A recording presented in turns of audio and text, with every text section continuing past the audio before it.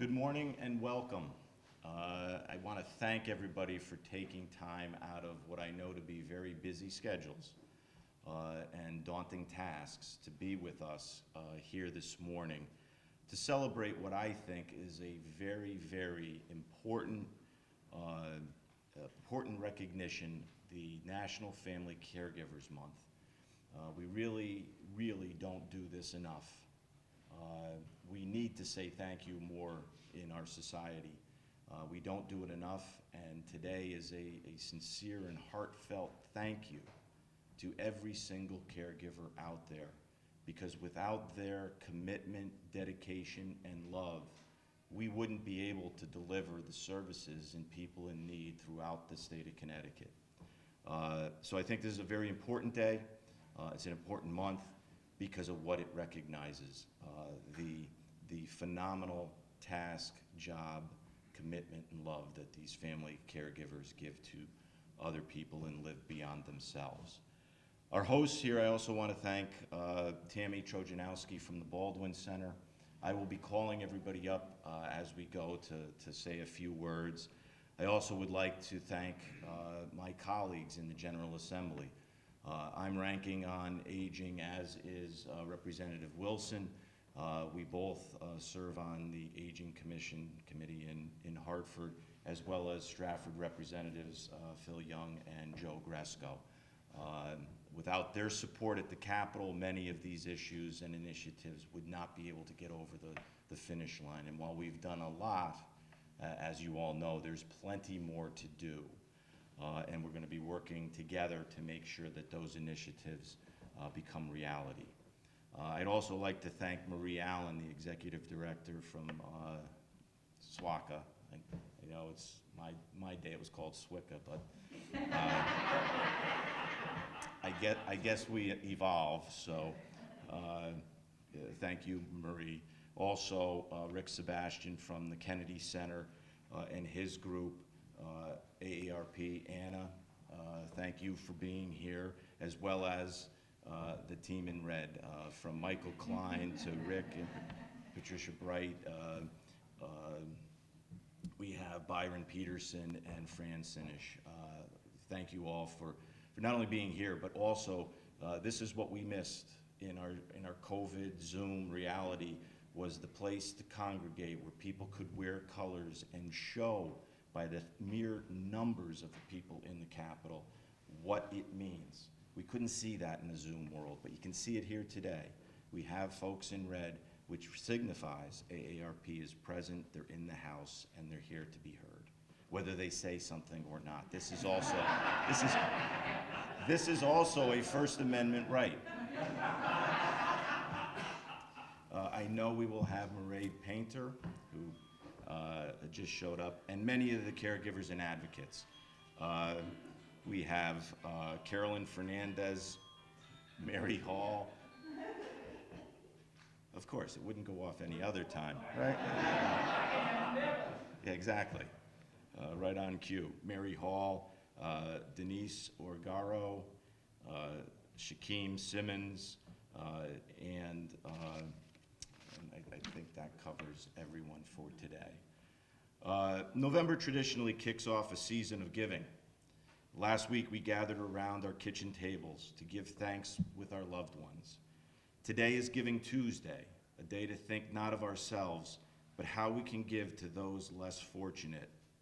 November also marks National Family Caregivers Month, a time to recognize the people who give of themselves every single day.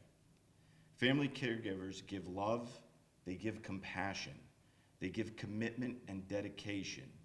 They give so much of themselves to help others stay safe, healthy, and live with dignity and independence.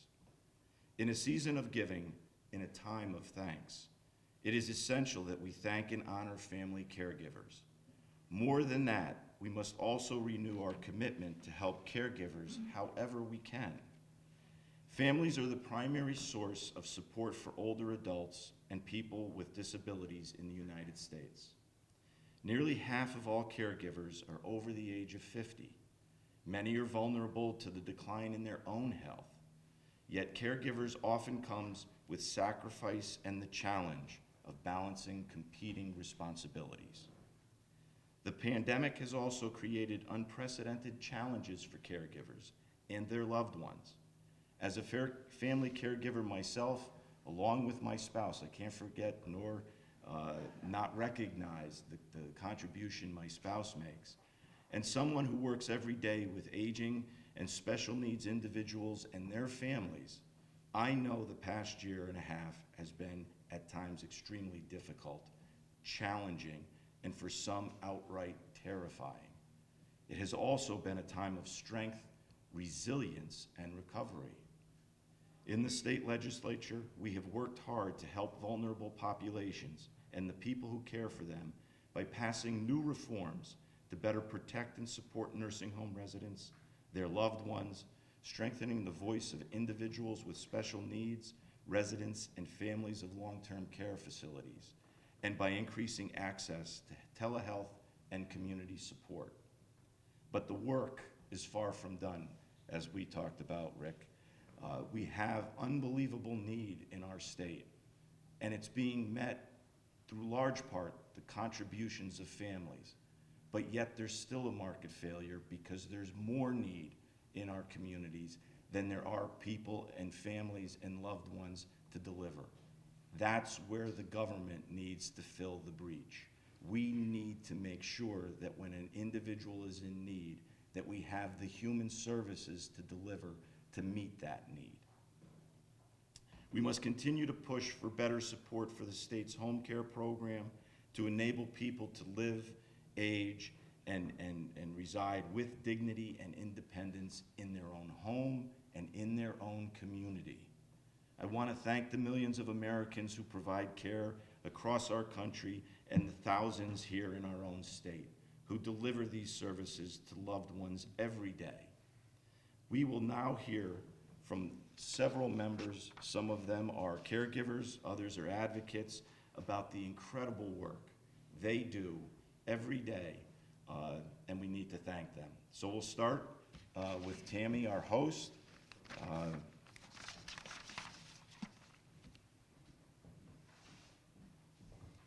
Good morning.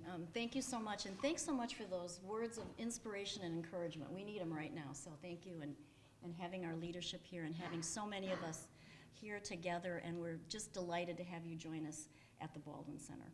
We like to think of our Baldwin Center as a gem, because we think it sparkles inside and out now. It is a delight to be in our beautiful refurnished and refurbished building.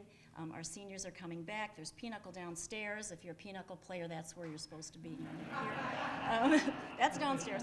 And we got yoga later, and Aaron, who is one of our supervisors, is going out for a walk with our walking club, so we have lots happening today, as always. And as a gem, we like to sparkle, and we like to shine the light. And I brought with us our Baldwin Beacon, which we believe shines the light on what happens here and what's happening with our seniors. And today we are so thrilled to be a part of shining the light on family caregivers. It's just a tremendous honor to be the host. Certainly when Senator Kelly's office called and said, would we like to host this? We said, yes, please. Yes, please. We are so happy to have you here, so happy to be part of this so that we too can share our enormous gratitude and thanks for those that dig so deep into their well of kindness and love and compassion. So thank you, everyone. Enjoy the center, and I'll leave some beacons out for you to take as well. Thank you so much.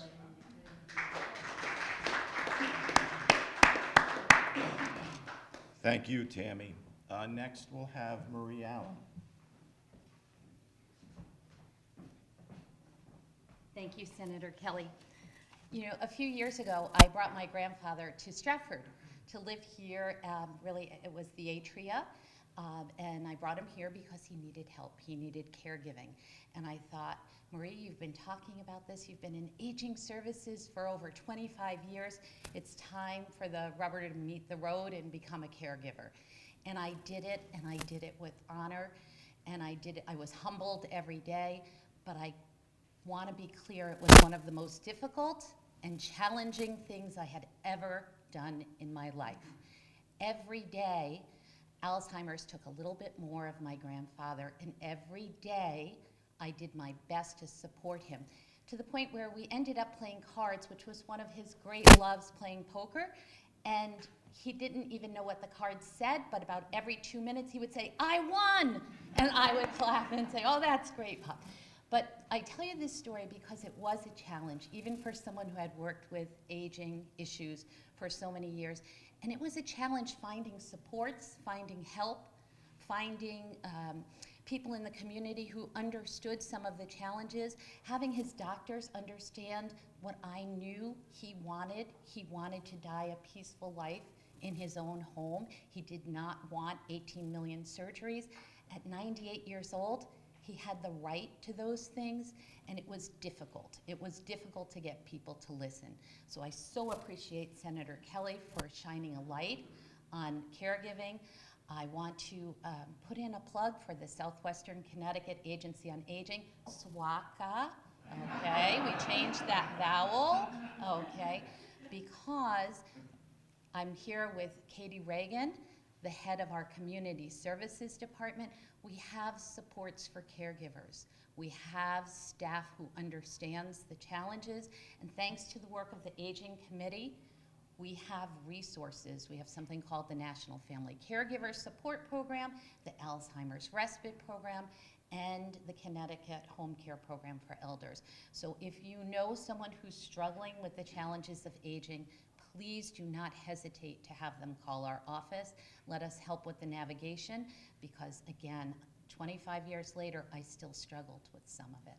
So thank you all. Special thanks to Mary Hall with this fabulous suit on, okay, who is representing a caregiver, taking care of her wonderful husband, Garland, and I know that it means a lot to her to support these programs, because to take 5 minutes out to come to a meeting like this is really something, Mary. We appreciate you. Thank you.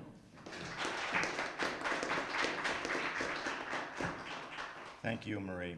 Next is Rich Sebastian from the Kennedy Center. Thank you, Senator. Thank you, representatives. Good morning, everyone. I'm Rick Sebastian. I have the honor and privilege of being the titular head of the Kennedy Center, but the heart of the Kennedy Center are our employees, people that make a difference in the lives of people with disabilities every day, 24 hours a day, 365 days a year. Whether it rains, whether it snows, it's almost sounding like male personnel, but not quite. The Kennedy Center is an organization that is now celebrating our 70th anniversary of supporting people with intellectual disabilities, people with mental health disabilities, people with physical disabilities, people that are young, people that are older, people that are aging, people that are experiencing end of life. One of the challenges that we have in our industry is looking at purpose and how employees come to an organization like the Kennedy Center seeking to bring purpose to life. And when we look at what's happening in this great resignation that's taken place during the pandemic of people leaving the workforce, organizations like the Kennedy Center, organizations that support other vulnerable people, are a place where people can experience, where employees can experience purpose in their lives because of the service to others is a greater calling. One of the things that we struggle with, and the Senator has been a leading proponent, not of the struggle, but of finding ways to solve the struggle, is attracting that workforce, is looking at why we have such deficits in the human services industry, both here in Connecticut as well as throughout the United States. We're thankful that the legislature in the past session, for the first time since 2006, created a pathway for additional funding to come to the not-for-profit sector for the first time since 2006. And when the Senator says that government has a bigger role to play in closing that gap of serving people who are vulnerable, government clearly has a bigger role to play, and they need to stand into that particular role. I'll close by saying that when we look at the heart of the organization being our employees, the soul of the organization are the people that we support. The economic impact that our employees make simply by saying, yes, I want to work at a place like the Kennedy Center, not only supports that individual with a disability, but we're freeing up time that family members, family caregivers, don't have to take on ensuring that their loved one is cared for and they themselves can pursue their life's person, their ambition, and everyone gets to win. And so when we think about family caregivers, when we think about the work that each of us does, it's all about empowerment and it's all about creating economic impact. I do this because I am a person, I'm a dad of our oldest daughter has multiple significant disabilities. I have family members with significant disabilities, and it's a bit more than a calling. It's actually my purpose, my reason for being. With me today, we have Denise, a brand new caregiver at the Kennedy Center. We have Corinne, who is our new Vice President of Human Resources, who is responsible for going out and recruiting people that want to bring purpose into their lives, and Marty, who is also supporting the rest of the organization. Without these three women and the hundreds of other people that work at the Kennedy Center, our people that we support with disabilities would not have a great life. Thank you very much, Senator, for the opportunity.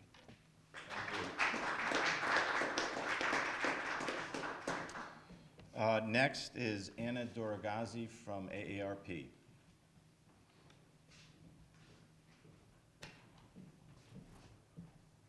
Great. Thank you so much, Senator Kelly. Thank you to the wonderful AARP volunteers that came out today.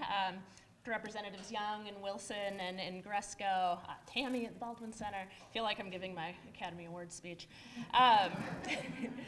So I'm really excited that we're all gathered together in recognition of National Family Caregiver Month. Family caregivers really are the backbone of our nation's long-term care system, and they make it possible for older adults and people with disabilities to age safely in their homes, which is where folks want to be. Some recent AARP research found that nearly 9 in 10 older adults say that if and when they're going to need long-term care at some point in their lives, they want to receive that care in their home and in their community instead of in an institutional setting. So there are a lot of great paid workers and a lot of really important programs and services that support this desire of folks to age in place. But ultimately, it's our nation's 53 million family caregivers, 460,000 of whom live right here in Connecticut, that make this a reality. Caregiving is really hard work, and that's not because our loved ones are burdens, but because our care infrastructure has some really significant gaps, and it falls to these family caregivers to fill in those gaps. In Connecticut, we're lucky to have good support on both sides of the aisle from legislators who are interested and invested in taking steps to support these family caregivers. Just during the last legislative session, we saw bipartisan support for an effort to reduce the copay for the Connecticut Home Care Program for elders, which is a really important service that folks rely on to receive services and support in the community. And we also saw unanimous support in both the House and Senate for a measure that allows nursing home residents to install cameras in their in their rooms in these nursing facilities, which is excellent because we know that caregiving doesn't necessarily stop when someone moves into a nursing home or other residential setting. So this is a great way for caregivers to stay connected to their loved ones and to remain involved in their care. So thank you so much to all the legislators who were supportive of that, including everybody in the room today. There's still large-scale systemic work to be done to make sure that family caregivers and older adults and people with disabilities have access to the programs and supports and services that they need. But for now, I think we can take a moment to all come together to celebrate and honor and encourage the people in our lives who do serve as family caregivers. So whether you take a friend to their doctor's appointments, whether you are helping mom and dad manage their medication, or whether you're providing 24/7 care to a spouse or partner, please know that your work really matters, and it is appreciated and it is valuable. And on behalf of AARP, thank you so much for that work that you do. For caregivers who are interested in connecting with some additional resources or learning more about AARP's work to support family caregivers, I'd encourage you to visit www.aarp.org/ctcaregiving. It's a long address, but I'm really proud of it because our family caregiving volunteers, almost all of whom currently have been family caregivers, put together the resources on that page, and special for this month, put together a list of tips and encouragements for folks for how you can very personally support the caregivers in your life, whether it's taking a meal, helping with laundry, just giving a call to say, I recognize you and the work that you do. So again, arp.org/CT caregiving. But thank you so much again, Senator Kelly and Tammy. We appreciate the opportunity to be here, and thank you to all of our state's wonderful family caregivers. Thank you.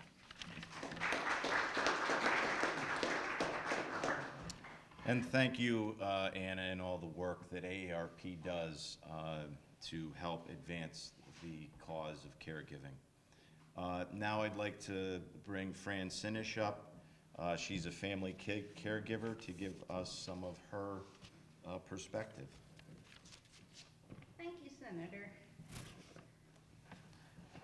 Got a bad knee. I want to thank everybody for the opportunity to speak with you today. My name is Fran Sinish. With my husband, John, and myself, we are caregivers for our 38-year-old son. He has a physical disability. It's a neurological disability, which as he gets older, he gets weaker. We are part of the 460,000 Connecticut residents who provide care for a loved one. A lot of times we talk about providing care to our parents or spouses or other people who are aging. But a lot of people don't realize we're also caregivers for our children.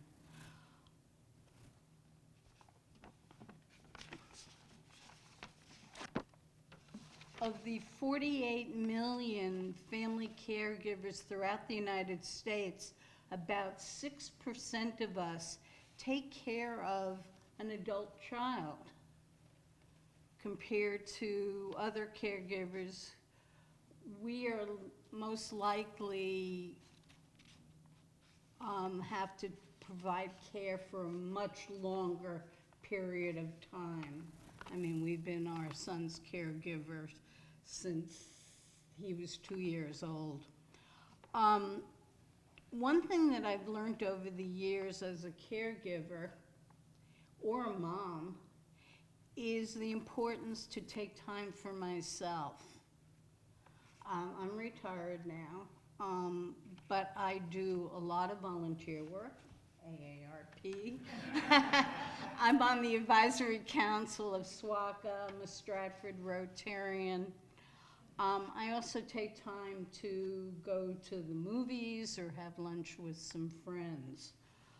Caregivers need to do that. You can't burn out.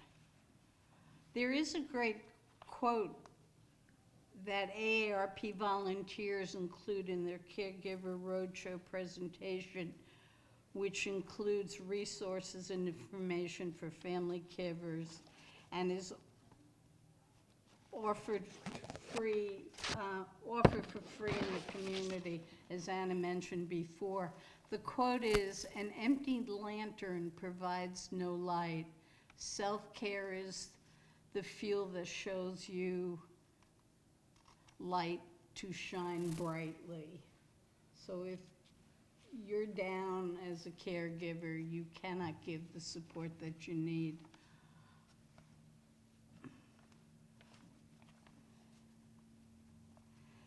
So I want to thank everybody for the opportunity to speak, and I also want to thank the state and the federal government for some supports that we get as a family. My son is on the PCA waiver, which is the Personal Care Assistant Waiver Program, which is administered by SWACA. Unfortunately, right now, it is difficult to get caregivers. We don't pay caregivers enough money. The state doesn't pay, the federal government doesn't pay caregivers enough. So people don't go into that profession. So people who have this waiver cannot many times keep a caregiver. So I want to thank you again, and thank you very much.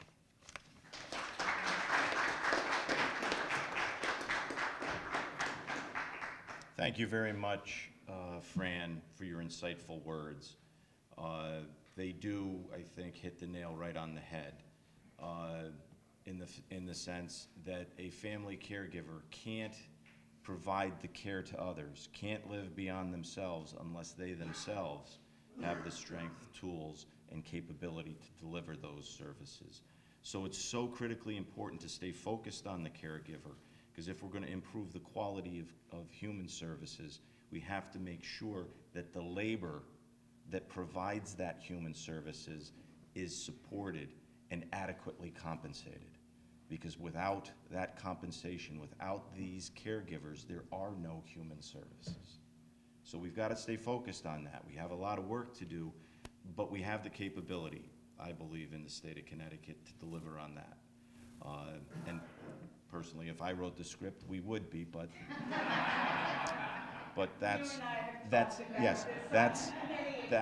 that is work that lies ahead that we will certainly be proposing and moving forward with.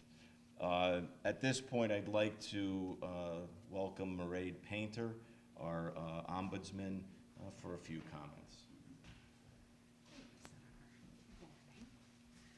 Good morning. It's nice to see everybody this morning. Nice to see some friendly faces that I haven't seen in a long time. I want to thank Tammy for having us here, Senator Kelly, representatives for being here this morning.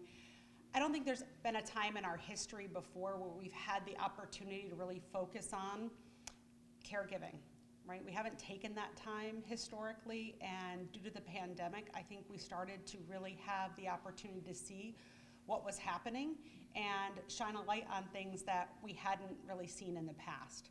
One of those things is related to family caregiving.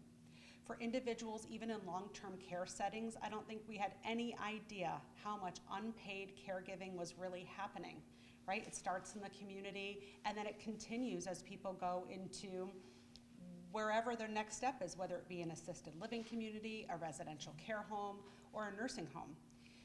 When we had to deal with everything over the past 2 years and family and friends were not in, we really saw the impact of not having those family caregivers and those friends in place. And I think it was the first time in our history that we've acknowledged the fact that, wow, there's all these people that are giving of themselves to support individuals for the highest level of care. We were extremely lucky in our state, and I'll say we were one of the only states that I think made this a priority and had such a bipartisan commitment to ensuring that family caregivers continued to have access. And so we were able last year to see an essential caregivers bill pass here in Connecticut. We're currently working on one at a federal level, so I'd ask you all to continue to support that. Reach out to your congressmen and women and senators because we need that at a federal level to ensure that the individuals who support the people we care about in whatever setting they're in continue to have that access. Last session, we also had our legislature support acts that change the way that you all will be heard for family caregivers, having the opportunity that if a loved one is in a setting or going to be impacted by a policy, a regulation, or a statute change, that they have the opportunity to be heard. I think that taking this time to really highlight what family members, friends, and support and community do for individuals is essential, and that you all deserve this chance to be focused on, a chance to take care of yourselves, because without that we won't have that level of support, and I don't think we can do it without the people that care for individuals that need some support, and we all need it sometimes, and continuing to see them as active participants in our community, I think, is important. For a long time, we kind of had those people go there, or people were at home, or they were at the Kennedy Center, and ensuring that people have the opportunity to be active members of our society is crucial. So I really want to thank you for continuing to highlight these topics and to support the people that we really feel are essential in our loved ones' lives. So thank you for having me here today.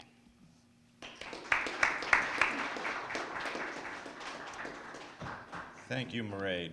Now, we'll turn to our colleagues in the legislature. People who we work together to make sure that these initiatives get over the finish line. And with that, I'll start with a fellow ranking member on the Aging Committee, Representative David Wilson, I believe the 66th. Yes, thank you, Okay. Senator, thank you. And good morning for all attending here today. It's nice to see people that are on common ground and common mind. And Fran mentioning all of her things that she does to keep herself centered, things like Rotary. You all may not know that the motto of Rotary is service above self, and I would have to say that Fran is an example of that, taking care of her son that needs her, but also participating and giving back to the community. And if we all do that, we're going to make Connecticut a better place. You've already heard that we have a bipartisan spirit on the Aging Committee in the Capitol, and I can't say how true that really is. I can't think of one really controversial discussion that we had in our deliberations in this session or the prior session. I always joke because I first wondered, why did I get put on the Aging Committee? And I think it came down to the fact that I'm the oldest member of the Aging Committee. My 75th birthday was last week. So I think I have, thank you. I have intimate experience, and that experience comes with my age and my wisdom, but it also comes just a personal story, because we heard some personal stories this morning. Back in 2006, it became apparent that my aging dad was kind of going downhill. And from 2006 to 2013, he experienced a variety of things in his life and ended up in a skilled nursing facility 7 times in 7 years. Things like broken necks, by the way, broken necks twice. And my wife and I were blessed to have flexibility and control in our lives to be able to keep him in his home where we lived. We built an addition so that we could stay there. Many folks don't have the ability to do that, and they have to make great sacrifices to take care of their loved ones. And historically, if we go back before we had all the great facilities that help families today, back in the day, everyone stayed at home. Grandma, grandpa, great-grandma, great-grandpa, and so forth. So what we're working on today and into the future is to make that easier for all those folks that give caregiving, whether it's for the aged or for the people that have challenges in their life, whether it be physically or mentally. So I can think I speak pretty freely for the rest of the Aging Committee. We're all in this together, and we want to work with you. So thank you so much, and congratulations for all the hard work.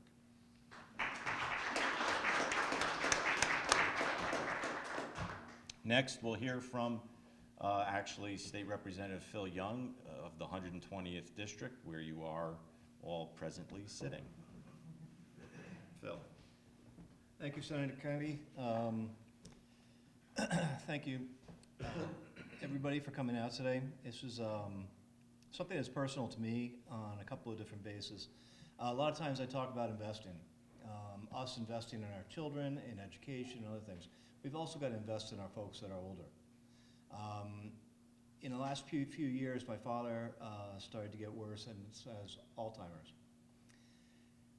Through home caregivers, they were able to come home, keep my father at home for 2 more years, and my mother was able to take care of him. So doing something very quickly, or even taking a few minutes today and thanking the home caregivers is very personal to me, because these things really make lives easier. It made my mother's life a lot easier, and is something that is important.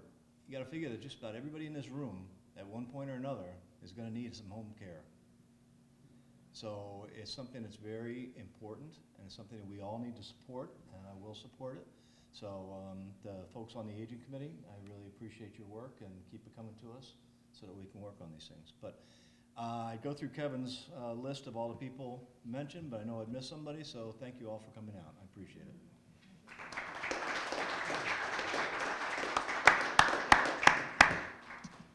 And last, but certainly not least, is actually my state representative from the 121st District, Joe Gresko. Thank you, Kevin. I know you were busy with the redistricting, but this is in the 121st District. The boundary is right outside that window. I worked on the Senate map. I know. Tell you what, you don't know all the boundaries by heart by now?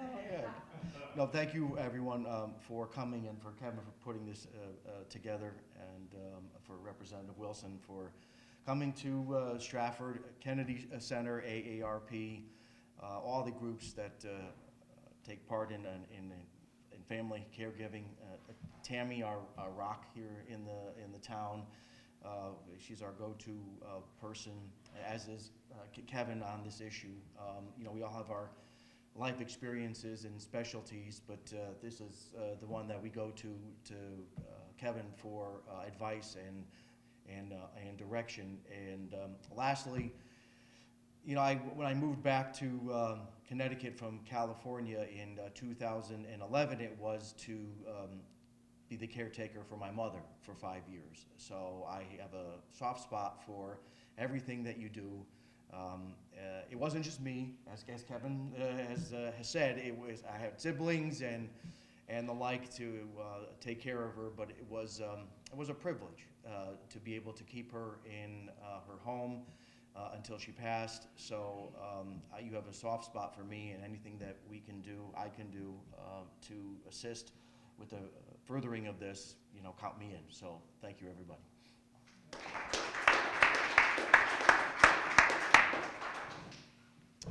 Okay, so I'd like to just end where we started, which is with a big, huge thank you to not only everybody up here who works at the Capitol to support caregivers, but to everybody in this room who in their own way has helped to improve and enhance the lives of caregivers. And then, of course, to actual caregivers. Without caregivers, we wouldn't be able to do as a society what we need to do for those individuals who are vulnerable in need.